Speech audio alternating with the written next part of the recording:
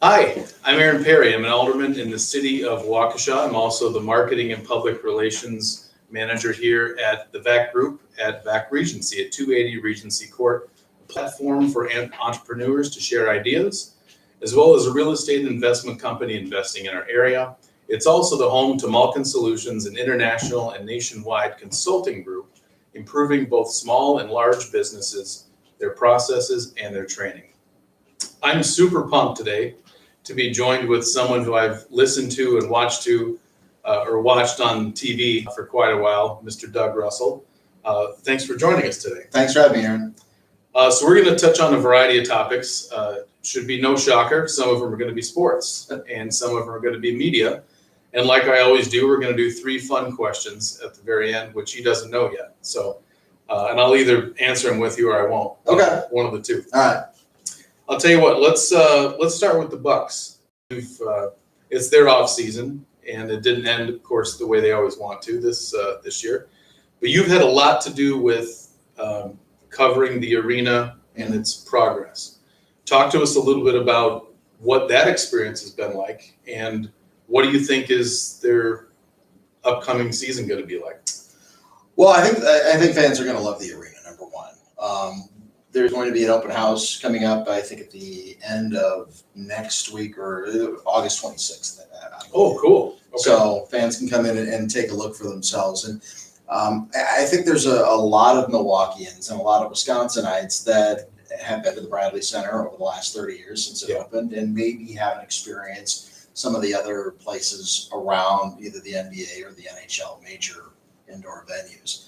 And once you do experience some of these other places, you'll come to realize exactly how outdated the Bradley Center is. And the Bradley Center is one of those buildings that it was a wonderful gift from Mrs. Pettit in honor of her late father. And without it, the Bucks would have moved a long time ago. Hercule bought the team in March of 1985. 4 days later, the Pettits announced that they would build the Bradley Center. That's awesome. And just out of civic pride, and it was a wonderful gift, but it was also built as a hockey building. So the building's kind of upside down. That's true. More seats upstairs than downstairs. And as wonderful as the gift from Mrs. Pettit was, there was no mechanism to update it. There was no mechanism to really make the building live on for more than just a generation. I mean, the same seats that were installed in 1988 are the same seats that are still in it right now before they tear it down. It looks very similar, and it looks old and outdated. But beyond that, there are some revenue streams that the new arena will have that the old arena could never have. But even for the fans that are upstairs, the cheaper seats, sometimes in the Bradley Center, you felt like you were abandoned. I mean, if you had a seat in the last row of the upper deck, first of all, getting up there was vertigo-inducing. And difficult. Yeah.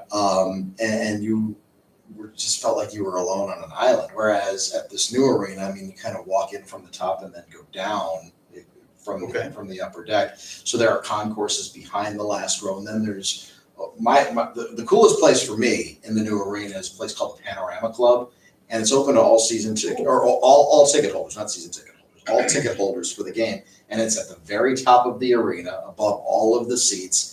And there's a balcony that you can go outside and experience the outside. There's a club upstairs. You can look down on the court. You can walk around. It's a great meeting place, but it gives you the most incredible view in one direction of the city and in the other direction of the court. I think fans are just going to love that part of the new arena.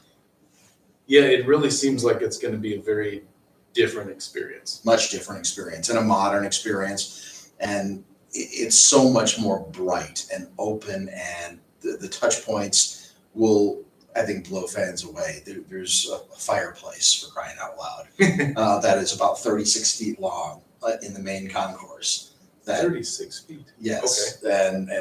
And there's a seating area next to that. You can go meet your friend at one of the rails that maybe has a seat in another section and meet up for a beer or a soda or a pretzel or whatever and still watch the game. And you won't feel like you're abandoned. So all the things that we didn't think about when we were building sports venues in the 1980s, they've thought about and corrected in this new place. It'll be great for fans. So very interactive as opposed to what the experiences that we've had. Yeah. And Miller Park is kind of I mean, it's not the newest stadium, but it seems like it's kind of that way. It is to a certain extent. I mean, whenever there are places, I mean, you can stand with a table in front of you and have the court right in front of you, and it's not ticketed. It's just for anybody who wants to, you know, have their drink or beverage and meet a friend from another section. And I'm at the game, you know, you text a friend or you see a social media post from another friend that's at the game. It's like, hey, you want to meet up for a beer?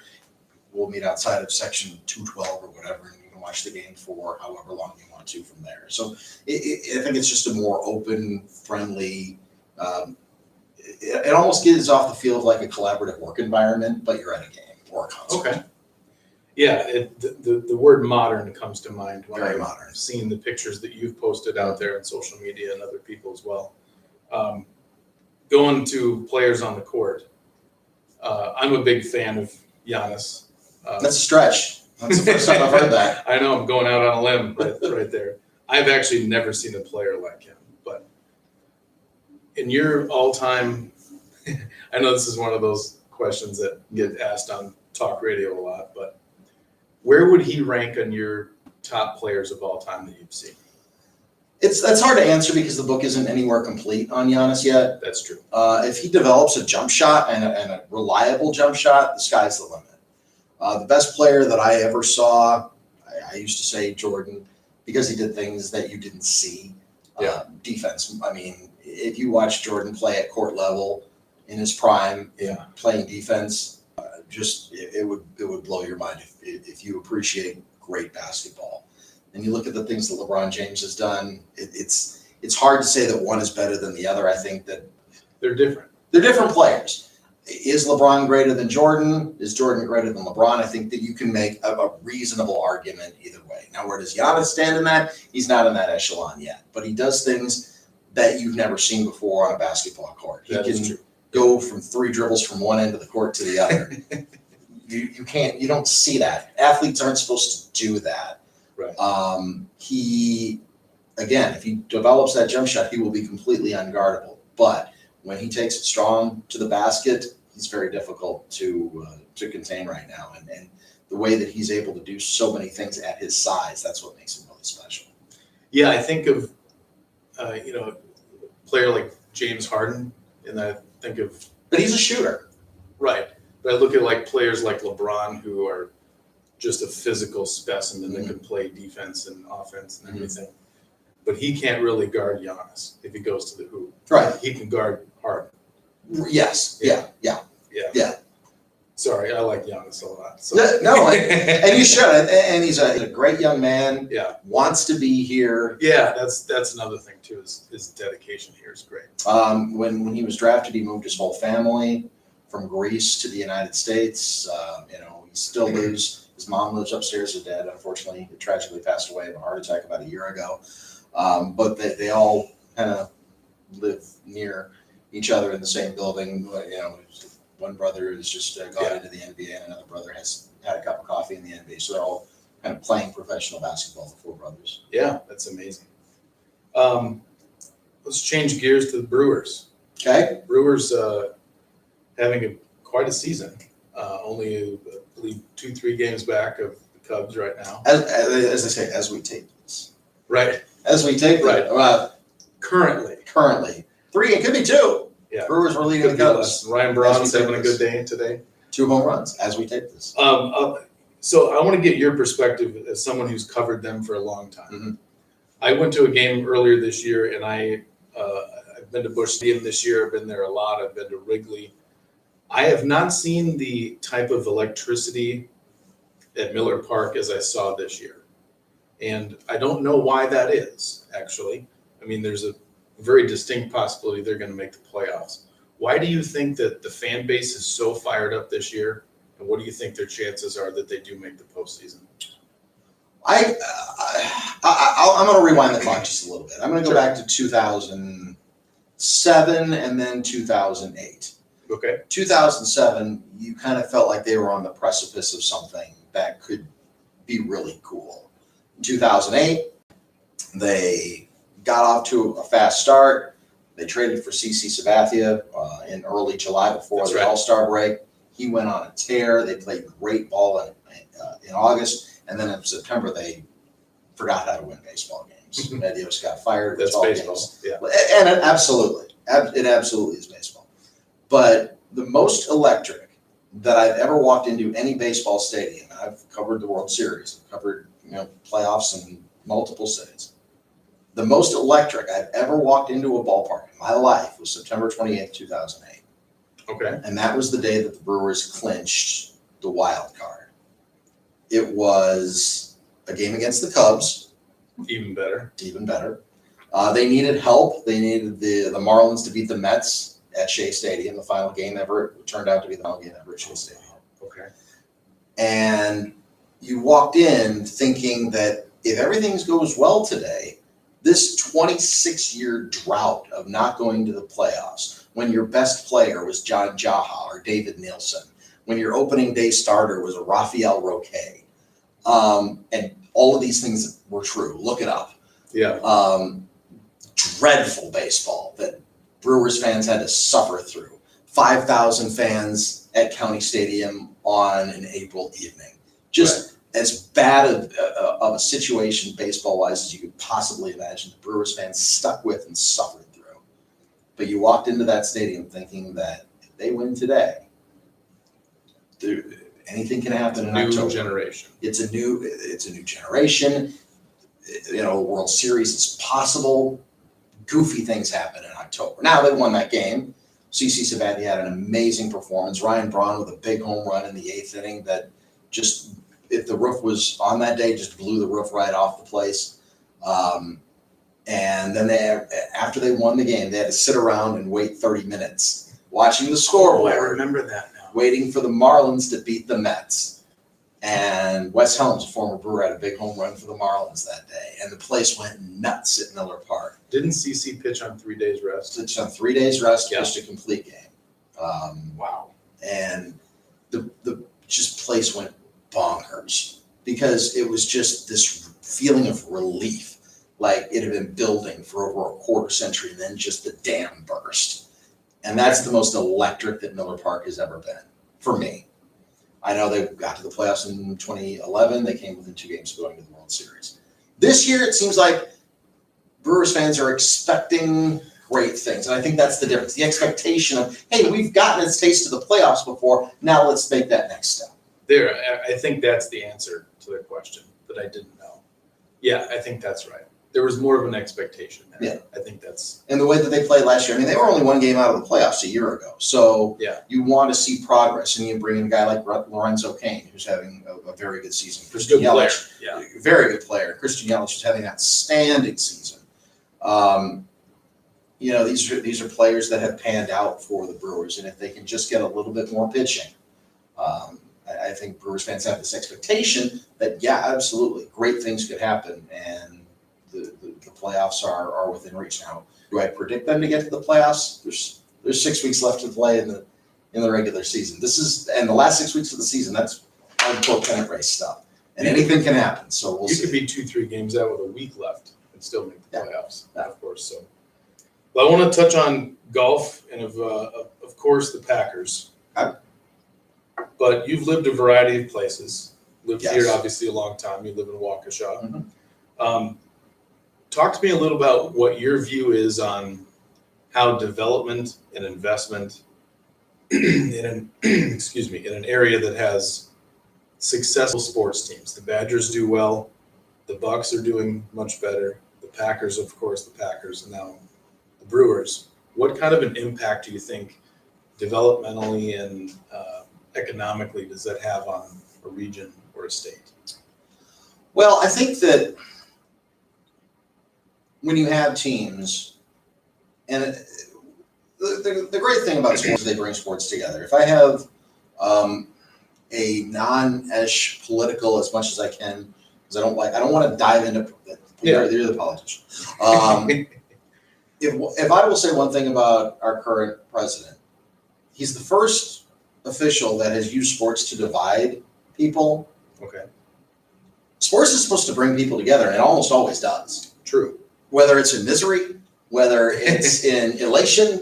When I lived in Houston and the Astros were terrible, But everybody would walk around saying, I can't believe the Astros are this terrible. But at least united people in their anger about how terrible the Astros were. That is true. When I was there, it was when J.J. Watt was really starting to turn himself into a great NFL player. And he was just a guy, you saw number 99 walking everywhere along the street.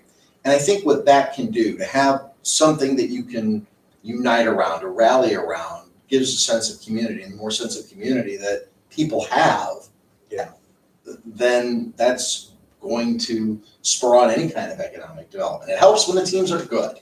That's always a good thing. Especially when all of them are. Especially when all of them are. Yeah. And because I think it just makes the environment happier to be around. But I don't think anybody should pin all of their hopes on their sports teams. That is and true. Unfortunately, some people do. If the Packers lose on a given Sunday, that ruins somebody's week. And it should never do that. Unless you're Mike McCarthy and you're living it and breathing it.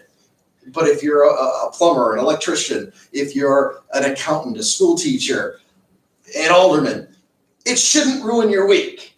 Right. It should maybe ruin an hour on Sunday. I was going to say, maybe ruin my day. I'm a big Packer fan, so. Right. Yeah, it doesn't ruin my week. You're right. Right. I also have seen, I used to work in retail and my wife did too. And there would be a significant increase in sales the Monday after a Packer win. I absolutely believe that. People are Without a just doubt. happier about spending some money. Sure. So- And it always helps when the teams are good because, when I was in Houston, the other thing is, while people would unite about how bad the Astros were, you didn't see a lot of people wearing Astros gear. It was all J.J. Watt stuff. You think he's a celebrity in Wisconsin? Go down to Houston. They're ready to build a statue of the guy. He's earning it. And he's earning it. Yeah. And James Harden, too. We'll get to Packers, believe me. But I'll just skip right to golf because you've covered some golf. Mhm. And thank God Tiger's back. In my opinion, he's back, even though he hasn't won, but he came pretty close. And very close with the Yeah, two yeah. shots. -14 is not for 4 rounds of the PGA Championship, it's nothing to sneeze at. Right, that's true. Do you think he wins another major? Yeah, I do. I don't know when. How many? If you're giving I'll give you the over/under at 2.5. Under. Okay. Under. So 2. Maybe 2. Okay. Maybe 2. I think 1 would be great. I think, and we'll set the world on its ear, the golf world on its ear, like he did almost this past Sunday. I think there are a lot of great golfers that are coming through. Brooks Koepka's now won 3 majors in 2 years. Justin Yeah, my Thomas goodness. is a tremendous player. Justin Spieth has won multiple majors. There's so many guys. Rory McIlroy, obviously, he's been around for a few years. He's won multiple majors. So there's this new generation. They were all because of the Tigerization, if you will, of the game. He's good for golf in every metric. And I know that there are people that still go back to some of his personal foibles. All I would say and all I would submit is that a lot of people have personal foibles. And if that's your litmus test, the line is going to be pretty short of people that you're going to root for. That is true. Well, you kind of answered my follow-up question is what do you think of the future of golf? So I thought, It's bright. yeah. Yeah, no, the future of golf is bright. There are great players that are coming through, not only on the men's tour, but also on the women's tour as well, because the Tigerization of golf inspired a lot of little girls to pick up golf clubs as well, where they probably may not have in years past. Tiger Woods made it cool, and he made it cool multi-generationally through both genders and also through all races as well. Yeah. So I think that the world of golf owes him a debt the world of golf will never be able to repay. But the future of golf is very bright. I think he can pay his bills though. I think he's fine. I think he's fine. Yeah, but you're right. I don't know of anybody who's had a bigger impact on a sport probably than him. No one has. There's no question. Yeah. No question. All right, well, let's get to the Packers, and I could ask you 50 questions about the Packers, but I know we don't have that much time. So I'll just ask about the upcoming season. Aaron Rodgers is healthy. Mhm. For the most part, they've improved the roster. A little bit. Certainly improved at tight end. Yeah, that's for sure. Can they win this division? And if they don't, are they going to make a wild card, do you think? Both of those are very questionable. Minnesota got better Yeah. this past offseason. And they're still an elite team. I mean, they came within a game of going to the Super Bowl a year ago, and they've only gotten better. They've only fortified themselves. I think the Packers are better than they were a year ago, even with Aaron Rodgers, and he's always the X factor. If he goes down, right, yeah, you're going to go 7-9. Yep. But there are a lot of great teams in the NFC. I think that the Rams are a great team in the NFC, and it's certainly a young and up and coming team with a dynamic head coach in Sean McVay. Right. Philadelphia, they're still around. They're still there, and they've got Carson Wentz coming back this season. And they're deep at QB then. So just in case something happens, right. They obviously know they can win the Super Bowl. Sure. With Nick Foles. Yes. So, I think Arizona isn't quite there yet, but I think they got a lot of talent, so they might be a wild card team. I don't think they're going to win their division. I would say that San Francisco's on the way up. I don't think they're there yet. I think Jimmy Garoppolo needs a full year as a starting quarterback to really become a great player, even though they're paying him like a great player. So let me ask a follow-up question that I just thought of. If you were starting a team right now, would you want Jimmy Garoppolo or Josh Rosen? I think Rosen's going to be special. I do too. I actually really a big do. fan of his. And I'm a big USC fan, but we always beat him. So as long as we can beat UCLA, but it wasn't because of Rosen. I think Rosen's a great quarterback, and I think he's going to do great things for the Cardinals. I think I'd say Rosen. He's got youth. Not that Garoppolo doesn't, but right. And Garoppolo was in New England, studying under Tom Brady. So there's that. That's a great question because I don't know the answer to that. I'm glad I just came up with I know. I think they both will have very, very. If we ever do a futures. poll question, I'll do that one. I think so. I'll say Rosen. But sometimes quarterbacks don't pan out. You think quarterbacks are going to pan out, and they don't in the NFL. But I think that he's got the NFL makeup. I think he's going to have a bright future. He's going to carry that Cardinals team because they're starting to turn the page from Larry Fitzgerald. This might be his last season. That's true. Yeah. So to answer your question on the Packers, winning either or both, one of the two wild cards or the division, will be very tough even with Aaron Rodgers. Can they do it? Sure. Will they? It'll be difficult. All right. So then just one more Packers question. I'll do the over-under thing again. Aaron Rodgers stays healthy. Over-under on wins 10.5. Over. Maybe 11. Okay. I said 12 on a podcast that I did last week with Lance Allen. As long as he stays healthy. And he eviscerated me. He's like, how can you? I'm like, and then that's why I don't like making predictions. I'm terrible at them. They're always wrong. And so I know that there are teams, but I didn't think the Rams were going to be as good as they were last year. Nobody did. Nobody thought going into the playoffs that with Nick Foles as quarterback that the Eagles would be able to win the Super Bowl, and they did. So I'm terrible at predictions. That's why we watch it. Just always go opposite. Whatever I say, just do the other. Yeah, I don't bet on sports because I'm. Oh no, I'd be broke. I would be broke. So shifting a little bit, not necessarily away from sports, but you've been in this business a long time, and this will lead into what's kind of one of the fun questions. Okay. But it's kind of a separate one.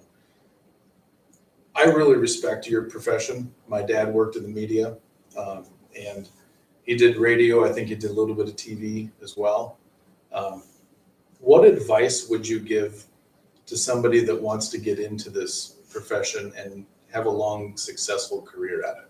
It's never been easier to get on the air because of things like YouTube. Like if you've got a microphone and a tape recorder and a computer, you can do a podcast. Sure. Which you couldn't do when I was first coming through. So my path is going to be probably a lot different than everyone else's path. I think the most important thing to do is learn what your voice is. And I don't mean the melodic tone. That's not what I mean. Sure. It's what do you have to say? Yeah, the content. What's the content? Yeah. What if you're going to make an outlandish statement? I think a lot of people coming into this business see people like Skip Bayless make outlandish comments and it makes him a millionaire. Okay, that's fine. He's the outlier because people think that it's the loudest voice that gets all of the attention. And I don't necessarily think that's true. What what gets the most respect is doing your due diligence. I know a lot of people want to be first to break a story, but it's much more important to be right than it is to be first. I would rather be 20th and right than first and wrong. But first and wrong sometimes is rewarded, unfortunately. And Can you repeat that just so people know? it's always better to be right than first. There you go. Always. Yes. 10 times out of 10. I think that those that just want to be loud, you might have a career, but it might be short and it may flame out quickly. Okay. Because people aren't going to respect that. People are, Yeah. people will, you'll be the flavor of the month. So content always wins. Doing your homework will always help your content. Yeah. And again, the path is so much more different. I think learning how to write effectively, even if you're not a writer, but learning how to write and learning what your voice is when you say what you have to say, I think is important as well. And it's just one of those things that you do over time and that you learn that. I don't think anybody's born with that. I think it's just something that it's a learned discipline, like any other discipline. If you're going to be an accountant, you're not going to be the world's greatest accountant your first day on the job. If you are going to be a teacher, you're probably not going to be the greatest teacher the first day on the job. You have to do it, learn it, make your mistakes. Everybody makes them. Goodness knows I made them. But also take those mistakes and learn from them and be better. And that can make your career, that can extend the life of your career. Interesting. I think that's great advice. Yeah, I think the content portion is what's very, very important. I can't stand those shows where all they do is help. Yeah, and with very few exceptions, none of those shows last. And those careers don't last because people get burned out on it. And again, I brought up Skip Bayless as, he's the outlier. But all these other guys that just come in and start screaming, it's like that's not, people can get burned out by that because if you're wrong all the time, you're going to get some attention at first, and then all of a sudden you're going to be known as the guy who's always wrong. Right. And I don't want it. Yeah. So just if you're looking for an example, look at a guy like Dan Patrick who's had to reinvent his career a couple of times, and he's not a screamer, not at all, but he knows what his voice is, and I think that's the most important thing. Yeah, it's very interesting that you specifically mentioned him because on previous interviews I've actually mentioned him as one of my. I think he's the gold standard right now. Yeah, and the success of his shows, whether it's advertisers, content, guests, guest hosts, even. Yeah, he's having a lot of success. This show's just fun to watch. So, cool. Well, thank you for that. Let's skip. I say skip to the fun questions, but I mean, they've all because we've been doing some heavy lifting here. Let me tell you. Yeah, you humorless taskmaster. But I wrote this one down. I'm like, oh, we'll see. So every person who does a lot of interviews has a best and a worst interview that you've ever had. Yep. And usually they will share them. Yep. That is the first fun question. Okay. What is the worst interview? Ripon Ferguson. Oh, okay. Without a doubt. That was easy. No, it was horrible. It was a disaster. It was. Why?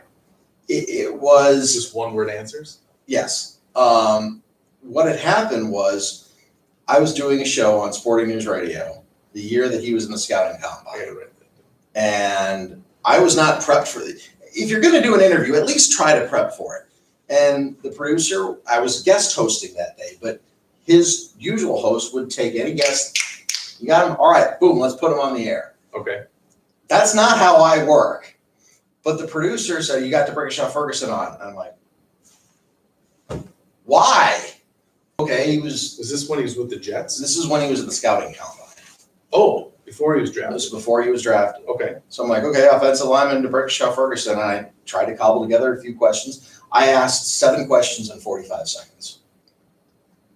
Oh my goodness. And can you imagine if we did that? And he didn't have anything to say. You ask him about his experience in college. Ask him about his experience at the combine. What is your agent told you about where you think you might go? Are there any teams that you think you'd be a good fit for? And not just nothing. He was a top 10 pick. He was a first round pick. He may have been a top 10 pick. I know that he was. Yeah, he was up there. Yeah, he was definitely a first round pick. I mean, he was a name we knew. He was a name. I mean, it wasn't the first time I'd heard the name DeBrincat Ferguson. I just wasn't prepped for the interview, and obviously neither was he. He was just handed a phone saying, "Here, talk to this guy. Can you do an interview?" Sure. And he wasn't prepped, and I wasn't prepped, and it was a disaster on live national radio. Wow. Okay. I've got another one. Sure. Jerry Porter. Okay. He was a wide receiver, and it was when the Raiders played the Steelers one night. And he had caught 2 touchdowns in a loss. But Joey Porter was also playing in that game for the Raiders. And he had 2 sacks and 2 interceptions. Oh. And it was a post-game interview, same network. And in my ear, the producer said, Jerry Porter's on. I'm like, okay, Jerry Porter. Okay, it was a loss, but he caught 2 touchdowns, had a fantastic game. We'll talk to him about that. So I asked him about catching 2 touchdowns in a tough loss, but man, you individually had a fantastic game, 175 yards, a couple touchdowns. It's like, man, this is Joey Porter. Click. Made Rudy Martzke's column the next day in USA Today. Oh my goodness. Well, that was a quick one then. Yep. Wow. Live on the air. 300 stations. What did you say right after that? We'll be right back. No, Yeah, I don't remember how I stammered my way out of that one. Probably tried to make a joke out of it, but you have to, I guess. not my finest moment. But again, I thought I had heard one thing, and I did not. How about the best one? Probably Kareem Abdul-Jabbar. Oh, wow. Okay. And I say that because he can go in so many different directions. He's so well versed on everything. Incredibly smart guy. Incredibly smart, thoughtful, bright, gives you really great answers, not expected answers, but you can go in a million different directions, and he knows. He did a documentary about That's right. Native Americans playing basketball in Arizona. Yeah. And he can talk to you about that. He can talk to you about civil rights. He can talk to you about Coach Wooden and winning all those national championships at UCLA. He can talk about why he felt disenfranchised when he first moved to Milwaukee. Just so many, and how he's matured over the years. And, he had a bout with leukemia, so he can talk to you about the state of medical care in the United States versus the world. I mean, just in so many insightful, different directions that you wouldn't expect from an athlete. So I would say Kareem Abdul-Jabbar was my best interview. Yeah, he just seems so well versed. Incredibly bright. Bright. Yeah, the whole shut up and dribble thing that doesn't. No, I mean, we won't. You got an hour on that? No, maybe another interview for that one. So you worked in LA, Chicago, New York, top 3 markets in the country, and then Houston, number 7. Yeah. Which I know is very large. And if you need a second, you can. In those markets, what is one thing that people here may not know about those markets? Nobody's from Los Angeles. Okay. But there's still, I shouldn't say nobody. They're very provincial about their Dodgers. The Dodgers are top dog. That's true. Yeah. There in Los Angeles. Well, and the Lakers, of course. The Clippers, not so much. They need to win 16 championships to catch up. New York, extremely passionate. That's true. Passionate almost to a fault.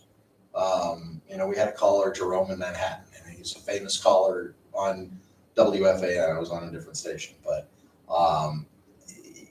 he would, if the Yankees would lose a game, he was fired up and ready to go, ready to fire everybody. Starting with Joe Torre. Stockman has got to get rid of Torre. And so he was amusing on a nightly basis. Houston, very laid back. Loved Houston. Loved it. Loved living there. Loved living in Houston. Didn't actually live in New York or Los Angeles, but did work there, and got a taste of what those markets were about. But loved living in Texas. Wonderful people. We'll never have anything bad to say about Houston. I like Texas. So I did live in Chicago for a number of years as well. So Chicago fans are, I love Chicago. I think it's a great city. I know that's an unpopular thing to say sometimes in Wisconsin. Sure. I love Chicago. It'll always be one of my favorite places in the world. I have wonderful lifelong friends in Chicago, despite the fact that many of them are Bears and Cubs fans. But I love the Blackhawks. I'm still a Blackhawks fan. Okay. Well, we don't have a hockey team. We're an NHL hockey Right. team here anyway. But yeah, I thought that looking through your bio, I thought that might be an interesting question because not everybody gets to all those or gets to work in all those cities. No. I mean, even just in the limited amount of time on the two coasts, you got a taste for what those fans were all about, and doing some national radio that were in on those markets as well. Yeah. You get a taste of that as well, and doing national radios, that's a trip in and of itself because there are so many different pockets of fans in the South. They love college football. In the West, they love basketball more than anything else. Then you get to the Midwest, like Indiana is hotbed of basketball as well. Anywhere in Ohio, if it's not Ohio State football, it's nothing to them.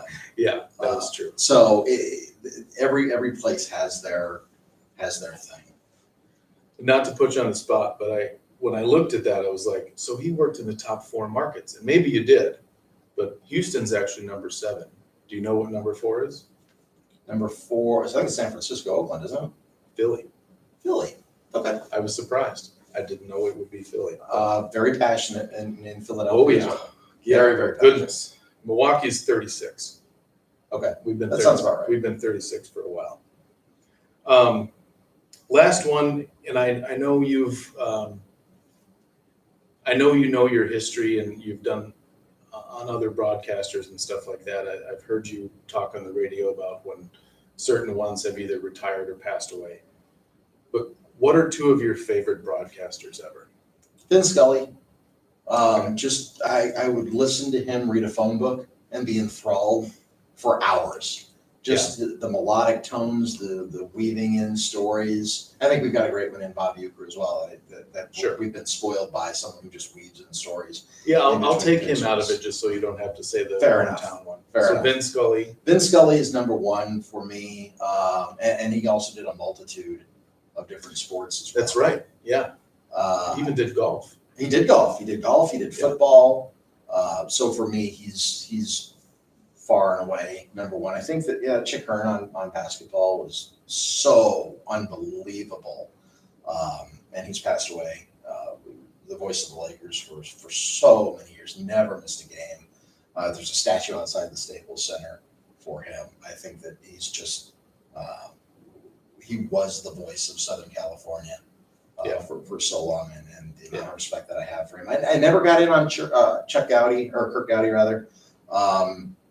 He was just a little bit before my time, but I've heard great things about him. I think that he'd be outstanding as well. But for play-by-play guys, for me, and they're both in Los Angeles, which is not by design, but just kind of how it is. But those 2 voices of Southern California sports just stand out in my mind. And more Vin Scully because he did more national broadcasts than anything else. The voice of radio, the World Series on radio for so many years. Yeah, I remember when he retired, that's when they touched on that. He didn't just do this. Right. He did a lot of other sports as well. Yep.